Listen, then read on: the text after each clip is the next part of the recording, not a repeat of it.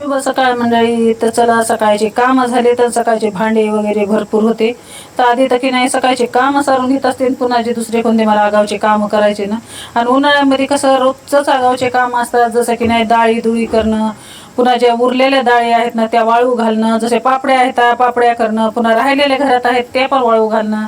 असे की नाही आज सकाळी मी पापड्या जे होते की नाही, ह्या वर्षी तर काही मी तांदळाच्या ज्वारीच्या पापड्या केल्या नाही, कारण गेल्या वर्षीच्या पापड्या भरपूर येतं.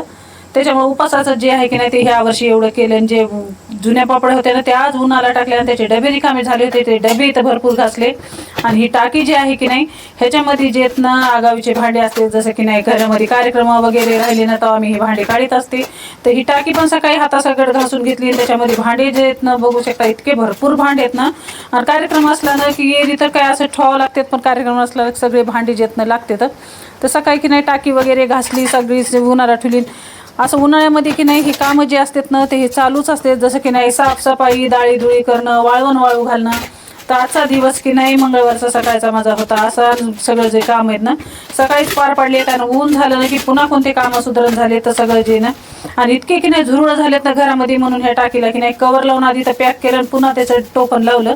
तर सकाळची मॉर्निंगची कामं माझी अशी झाली. सकाळी जे कामं सगळी सारायला की नाही 12-1 वाजलाय. तर चला, उन्हाळा राहू द्या की पावसाळा राहू द्या, हिवाळा राहू द्या, आपल्या बायांचे कामं कधीही सरत नाही. तर तुम्हाला व्हिडिओ कसा वाटला कमेंटमध्ये नक्की सांगा. आणि तुमचे असेच कामं जे आहेत ना सगळ्या ताईंचे चालूच असतात.